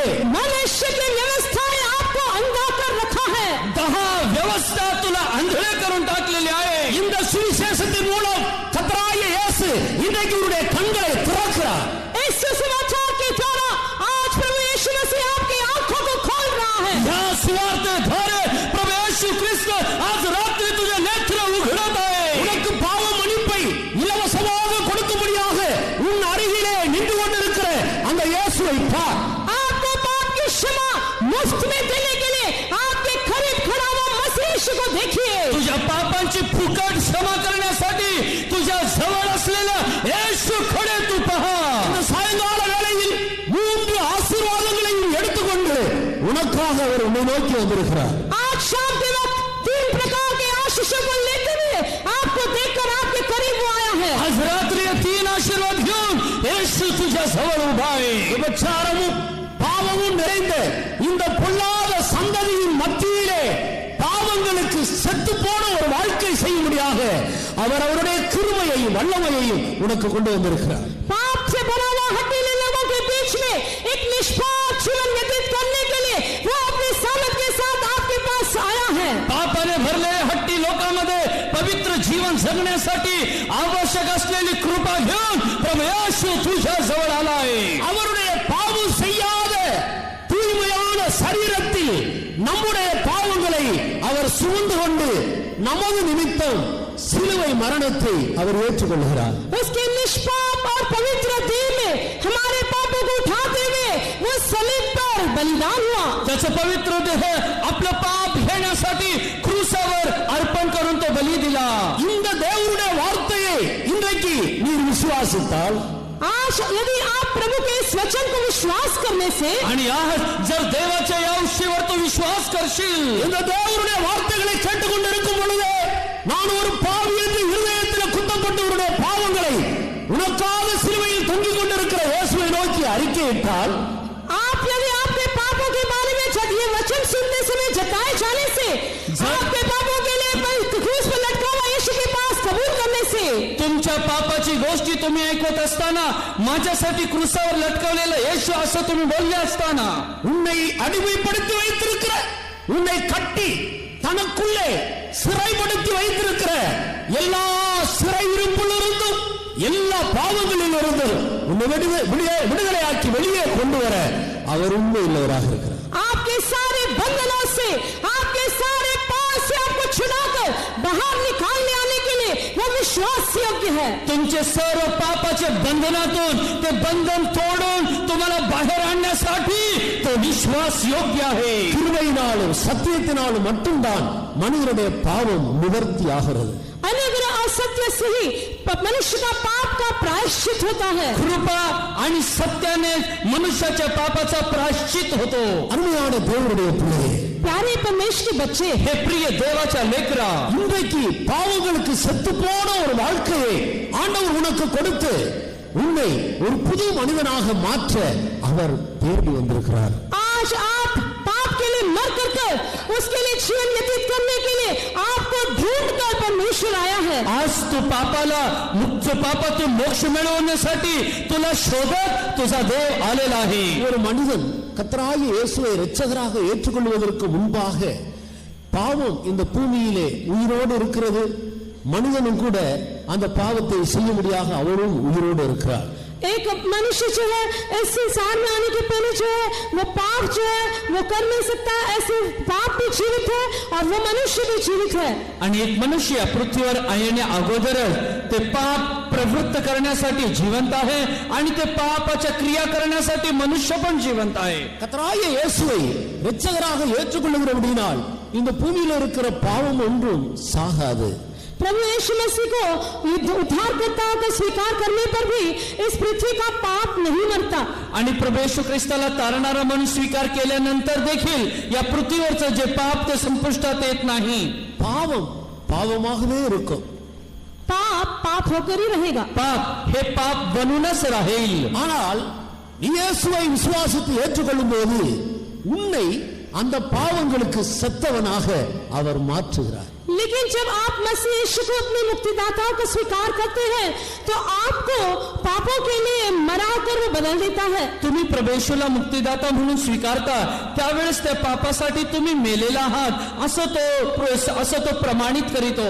அகஸ்தினார் என்றதான ஒரு பரிசுத்தவானை குறித்து நம்மில் பலரும் அறிந்திருக்கக்கூடும். हमसे अनेक लोग जो अगस्तीन नाम के संत के बारे में जानते होंगे. अगस्तीन नावाच्या संताबद्दल आपल्यातील पुष्कळ लोकांना माहिती असेल. அவர் ஒரு நல்ல பரிசுத்தவானாக ஜீவித்து அநேகரை தேவனுடைய வழியிலே நடத்தி மரித்த ஒரு மனிதன்.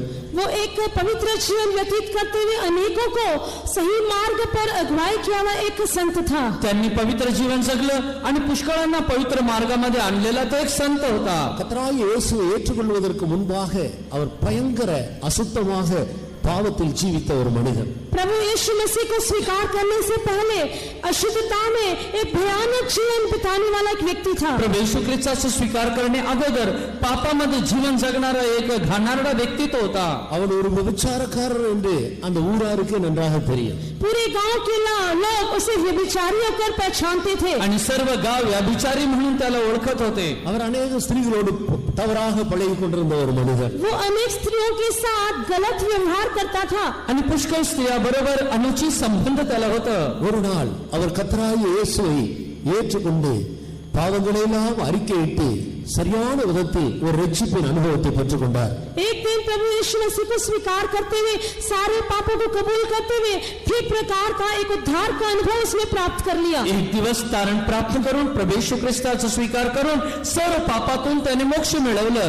அவர் ரட்சிக்கப்பட்ட பின் ஒரு நாள் ஒரு தெருவழியாக கடந்து இன்னொரு இடத்துக்கு அவர் போய் கொண்டிருந்தார். उद्धार पाने के पश्चात एक सड़क से होकर वे दूसरी तरफ जा रहे थे. तारणानंतर रस्त्यातून ते चालत जात होते. கடைசியாக அவரோடு தவறான விதத்தில் பழகி கொண்டிருந்ததான ஒரு ஸ்திரீ வீட்டுக்கு வெளியே வந்து அவர் தூரமாக வருகிறதை கண்டு தன்னுடைய வீட்டுக்கு தான் வருகிறார் என்று எதிர்பார்த்து கொண்டிருந்தாள். आखिरी में अंतिम जो है बार गलत तरीके से व्यवहार किया, वो स्त्री जो है अपने घर के पास खड़ी थी और वो देखने लगी कि ये उस मार्ग से गुजर रहा है. वो सोचने लगी कि अपने पास वो आ रहा है. आणि तो रस्त्यातून जात असताना एका स्त्री बरोबर त्याचं जे अनुचित संबंध होतं, त्या स्त्रीने या व्यक्तीला पाहिलं. तिला वाटलं की तो व्यक्ती माझ्याकडे येत आहे. அவர் அப்படியே வந்து வந்து கடைசியாக அந்த வீட்டையும் தாண்டி போய் கொண்டே இருந்தார். ऐसे आते आते उस घर पार करते वो व्यक्ति गया. तो व्यक्ती आला आणि ते घर ओलांडून तो पुढे निघून गेला. இவள் வீடு தெரியாமல் போகிறாரோ என்று சொல்லி அகஸ்டின் என்று கூப்பிட்டார். ये सोचने लगी ये गलती से जा रहा है, इसलिए अगस्टिन बोलकर बुलाई. आणि तिला वाटलं की कदाचित माझं घर तो विसरलाय म्हणून अगस्टिन म्हणून हाक मारली. அவர் கேளாதவர் போல தொடர்ந்து போய் கொண்டிருந்தார். वो सुना कर आगे बढ़ता गया. न ऐकता तो पुढे जाऊ लागला. மறுபடியுமாக அகஸ்டின் அகஸ்டின் என்று சத்தமாக கூப்பிட்டார். फिर से ऊंची आवाज के साथ अगस्टिन अगस्टिन ऐसे पुकारने लगी. पुन्हा अगस्टिन अगस्टिन म्हणून ओरडू लागले. அப்பொழுதும் அவர் செவி கொடுக்கவில்லை. तब भी उसने कान नहीं दिया. तेव्हा त्याने कान दिलं नाही. இவள் பின்னாலே போய் அகஸ்டின் நான் தான் இங்கே வா என்று கூப்பிட்டார். तब वो पीछे दौड़कर अगस्टिन मैं ही हूँ ऐसे उसने पुकारा. आणि पुन्हा त्याच्या मागे जाऊन मोठ्याने बोलले अगस्टिन मी आहे इकडे. அப்பொழுது அவர் திரும்பி சொன்னார், நீதான் நானோ நான் அல்ல என்று சொல்லி அவள் தன்னுடைய பிரயாணத்தை தொடர்ந்தார். तब वो मुड़कर कहा कि तू तो तू ही है लेकिन मैं वो नहीं हूँ ऐसे कहकर अपनी यात्रा आगे बढ़ाया. आणि नंतर तो बोलला तो मी नाही असं बोलून तो पुढे जाऊ लागला. நீதான் நானோ நான் அல்ல. तू तो तू ही है लेकिन मैं नहीं हूँ. तू तर तूच आहेस पण मी तो नव्हे. இப்பொழுது இயேசுவே எனக்குள்ள பிழைத்திருக்கிறார். अभी यीशु ही मेरे अंदर है. आता येशू माझ्यामध्ये आहे. இந்த விசுவாசம் தான் உன்னை பாவத்துக்கு செத்தவனாக மாற்றுகிறது. यही विश्वास आपको पाप के लिए मृत्यू के समान बदलता है. आणि हेच अनुभव तुला पापामध्ये मेलेल्या अनुभवामध्ये आणतं. அருமையான தேவனுடைய பிள்ளையே, நீ ரட்சிக்கப்படும் பொழுது நீ முன்பு செய்து கொண்டிருந்த பாவங்கள் ஒன்றும் சாகிறதில்லை. प्यारे परमेश्वर के लोगों, आप उद्धार पाते समय आप पहले करते हुए पाप मरता नहीं. आणि प्रियांनो तुम्ही तारण ज्यावेळेस तुमचं तारण होतं तर तुम्ही पहिले केलेले पाप ते मरत नाही. பாவம் பாவமாகவே இருக்கிறது. पाप होकर ही रहता है. ते पाप म्हणूनच राहणार. ஆனால் நம்மையோ ஆண்டவர் பாவத்துக்கு செத்தவர்களாக மாற்றி விடுகிறார். लेकिन आपको परमेश्वर पाप के लिए एक मरा हुआ व्यक्ति होकर बदल देता है. पण तुम्हाला परमेश्वर पापासाठी मेलेली व्यक्ती होऊन बदलून टाकते. பாவத்துக்கு செத்தவர்களாகவும் தேவனுக்கென்று பிழைத்திருக்கிறவர்களாகவும் எண்ணிக்கொள்ளுங்கள். पाप के लिए मर कर परमेश्वर के लिए जीवित रहते ऐसे अपने आप के बारे में गिन लेना. पापासाठी मेलेले आणि ख्रिस्तासाठी जिवंत असं तुम्ही ओळखा. பாவம் செய்யும் போது மனிதனுடைய மனதுதான் முதலாவது கெடுக்கப்படுகிறது. पाप करते समय सबसे पहला मनुष्य का मन ही भ्रष्ट होता है. पाप करणारा पहिलं मनुष्याचं मन भ्रष्ट होत असतं. அவன் மனம் திரும்பும் போது ஆண்டவர் முதலாவது அவருடைய மனதிலே இந்த விசுவாசத்தை கொண்டு வருகிறார். जब वो मन फिरा लेता है तब सबसे पहला मनुष्य के मन में परमेश्वर विश्वास ले आता है. तो ज्यावेळेस पश्चाताप करतो पहिल्यांदा परमेश्वर त्याच्या मनामध्ये विश्वास आणतो. நான் பாவத்துக்கு செத்தவன், मैं पाप के लिए मर चुका हूँ. मी पापासाठी मेलेलो. எந்த பாவங்கள் முன்பு நம்மை அடிமைப்படுத்தி வைத்திருந்ததோ அதே பாவத்தை பார்க்கும் பொழுதெல்லாம் நான் பாவத்துக்கு செத்தவன் என்றதான அறிக்கை எப்போது நம்முடைய ஜீவியத்திலே காணப்பட வேண்டும். हम पहले करते आए पाप को देखकर मैं पाप के लिए मर गया हूँ ऐसे कबूलियत हर समय हम करते रहना चाहिए. आपण पहिले केलेले पाप ज्यावेळेस समोर येतील त्यावेळेस मी पापासाठी मेलो, या पापासाठी मेलो असं कबूल केलं पाहिजे. இன்னைக்கு இயேசுவுடைய இரத்தம் உன்னுடைய பாவங்கள் அற உன்னை கழுவும்படியாக உன்னை தேடி வந்திருக்கிறது. आज यीशु मसीह का लहू आपके पापों से आपको धोने के लिए आपको ढूंढ कर आया है. आज येशूचे रक्त तुला पापातून शुद्ध करायला तुझा शोध घेत आहे. வேதத்தில் பல இடங்களில் பாவ பட்டியல்களை நாம் பார்க்கிறோம். பாவ பட்டியல்கள். हम पाप की कई सूची को देखते हैं. आणि पापाची यादी आपण पाहतो. கலாத்தியர் 5ஆம் அதிகாரத்தில் ஒரு பெரிய பட்டியல் கொடுக்கப்பட்டிருக்கிறது. गलतियों के पत्र 5वें अध्याय में एक बड़ी सूची को हम देखते हैं. गलती करास पत्र 5व्या अध्यायामध्ये पापाची मोठी यादी आपण पाहतो. எடுத்து வாசியுங்கள்.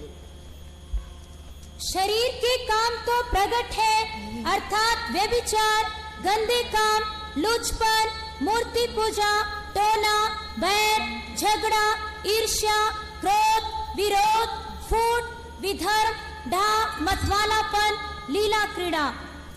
மாம்சத்தின் கிரியைகள் வெளியரங்கமாயிருக்கின்றன.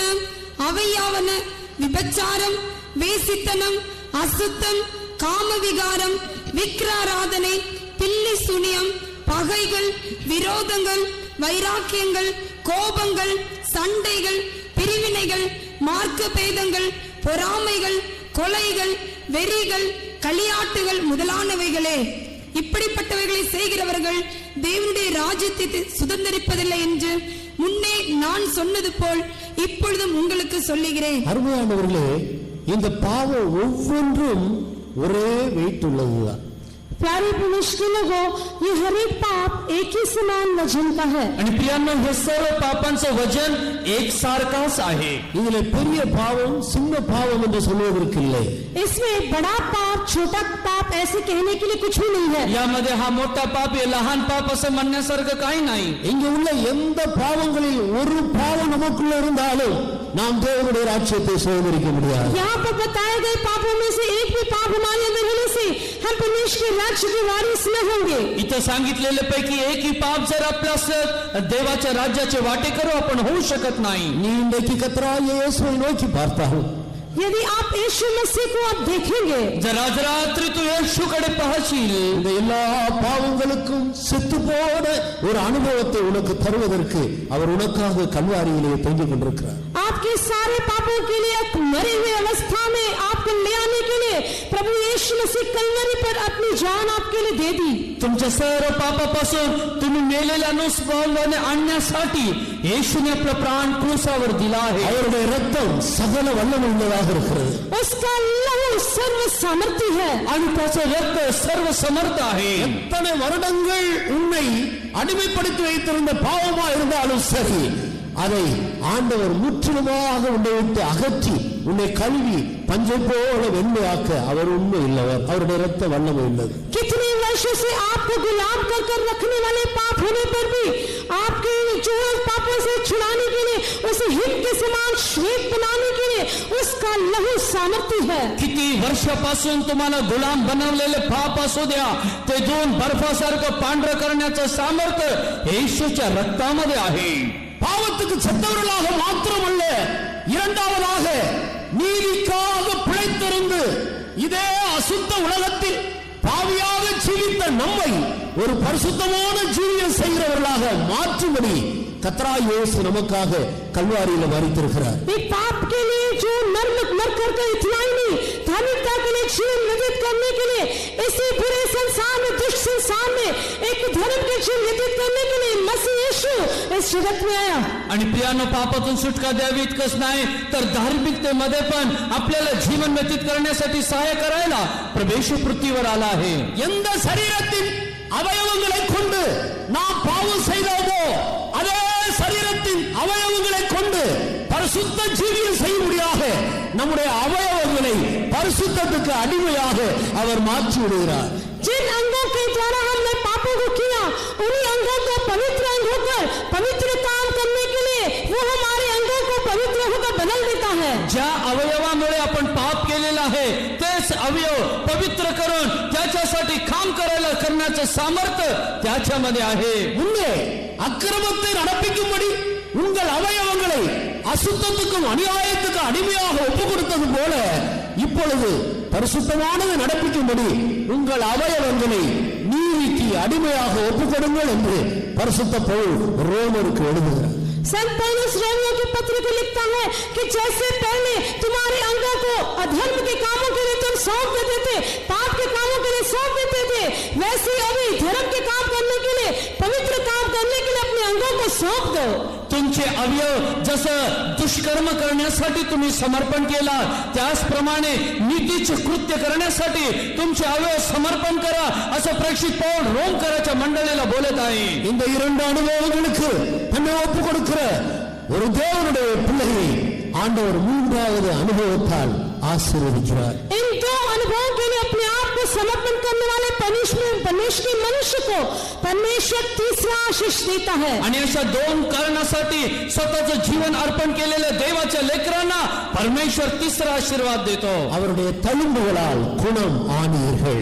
उसके मार खाने से तुम चंगे हो गए. त्याला बसल्याच्या माराच्या वळाने तुम्ही निरोगी झाला आहात. பாவங்களுக்கு செத்து நீதிக்கு பிழைத்திருக்கும்படிக்கு அவர்தாமே நம்முடைய பாவங்களை தம்முடைய சரீரத்தில் சிலுவையின் மேல் சுமந்திருக்கிறார். आप ही हमारे पापों को अपनी देह पर लिए हुए क्रूस पर चढ़ गया, जिससे पापों के लिए मर करके धार्मिकता के लिए जीवन बिताए. आणि पापासाठी मरून नीतिमत्वामध्ये आपण जीवन जगायला आपले सर्व पाप घेऊन तो क्रूस खांबावर मेला. அவருடைய தழும்புகளால் குணம் ஆனீர்கள். उसी के मार खाने से तुम चंगे हो गए. त्याला बसलेल्या फटक्याने तुम्ही निरोगी झाला आहात. இன்றைக்கு ஆண்டவர் இந்த மூன்று ஆசீர்வாதங்களையும் கொண்டு நம்மோடு இடைப்பட்டு கொண்டிருக்கிறார். आज इन तीन आशीषों के साथ परमेश्वर हमसे मुलाकात कर रहा है. आणि आज या तीन आशीर्वादासह प्रभू तुमची भेट घेत आहे. நம்முடைய கண்களை மூடுவோமாக. आइए हमारे आंखों को बंद करें. या आपले डोळे बंद करूया. நமக்காக சிலுவையில் தொங்கிக் கொண்டிருக்கிற கர்த்தராகிய இயேசுவுக்கு முன்பாக நம்முடைய முழங்கால்களை முடக்கி நம்முடைய கண்களை மூடி நம்முடைய ஜீவியத்தை இந்த ஆசீர்வாதங்களுக்காக சமர்ப்பிப்போமாக. हमारे लिए क्रूस पर लटकने वाले यीशु के सामने हमारे घुटने टेककर हमारे आंखों को बंद कर इन आशीषों को पाने के लिए समर्पण करें. यानो आपल्यासाठी क्रूसावर मेलेल्या येशूकडे पाहून आपले डोळे बंद करून आपले अंतःकरण उघडूया. 38 வருடமாக வியாதியிலே கஷ்டப்பட்டுக் கொண்டிருந்த ஒரு மனிதனை ஆண்டவர் சந்தித்த போது அவனுக்கு இவ்விதமாக சொன்னார்.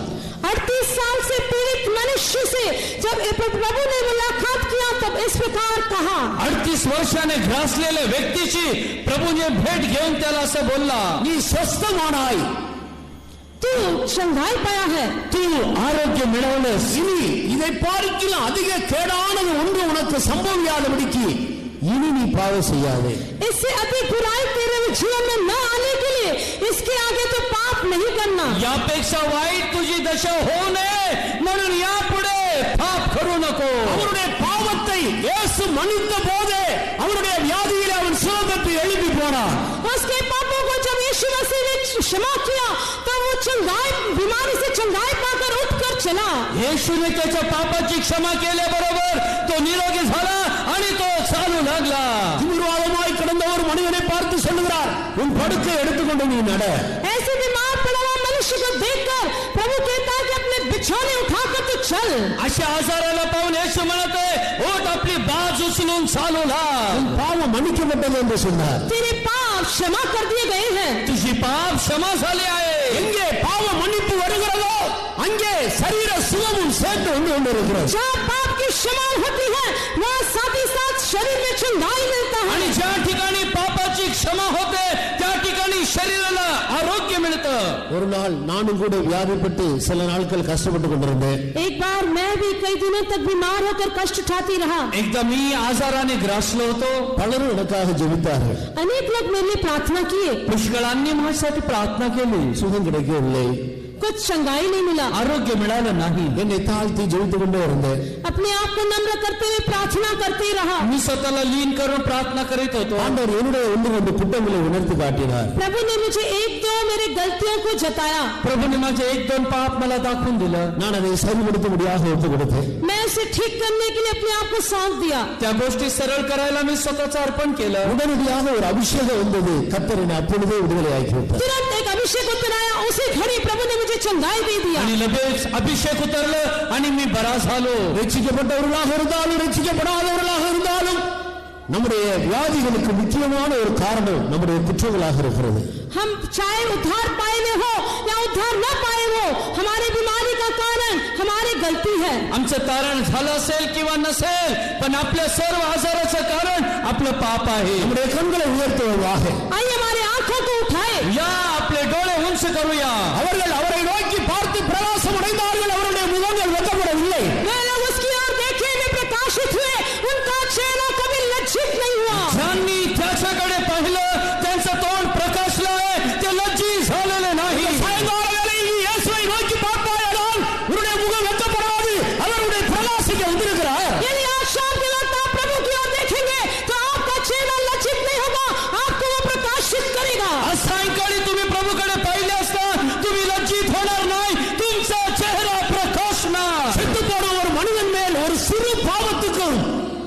அதிகாரம் கிடையாது. मनाला मनुष्य पर एक छोटा सा पाप के लिए भी अधिकार नहीं है. मेलेल्या व्यक्तीवर लहान पापालाही अधिकार नाही.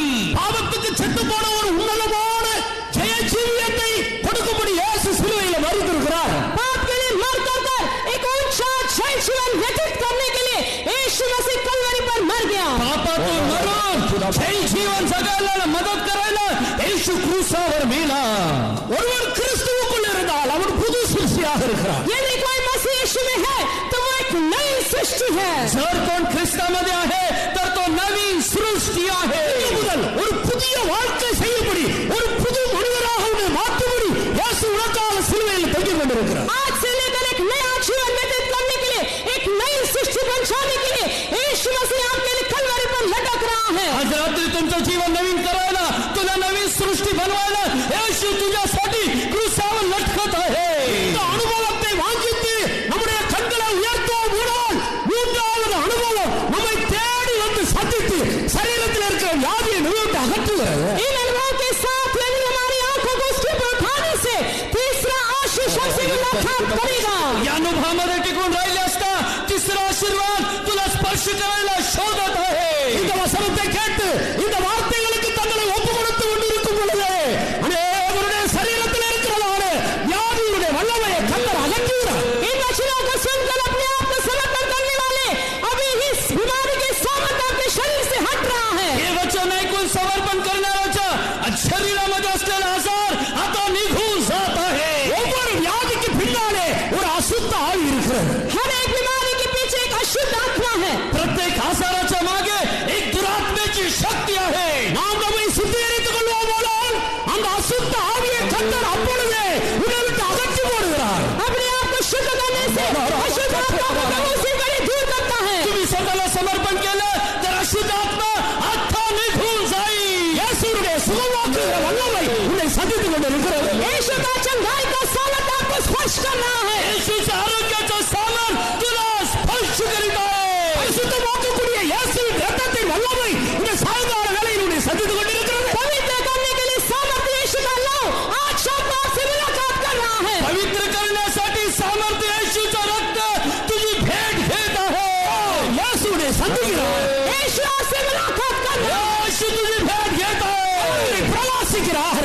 आपको वो प्रकाशित कर रहा है. तुला प्रकाशित करीत आहे. இன்று முதல் உன்னுடைய வாழ்க்கை மாற்றப்படுகிறது. आज से आपका जीवन परिवर्तित होता है. आजपासून तुझं जीवन बदलत आहे. நீ பழைய மனிதன் அல்ல. आप पुराना मनुष्य नहीं है. तू आता जुना मनुष्य नाही. நீ வியாதியஸ்தன் அல்ல. आप बीमार नहीं. तू आजारी नाही. ஆண்டவர் உன்னை புது மனுஷனாக மாற்றி இருக்கிறார். प्रभु आपको नया मनुष्य बना दिया है. प्रभू तुला नवीन व्यक्ती बनवला आहे. அவர் உன்னை சுகமாக்கி இருக்கிறார். आपको उसने चंगा कर दिया है. तुला त्याने निरोगी केलेला आहे. கர்த்தருடைய ஆசீர்வாதம். Have a day of being upheld by God's love. Subscribe and press the bell icon below for more biblical creatives. Your subscription and share may bring blessings to many.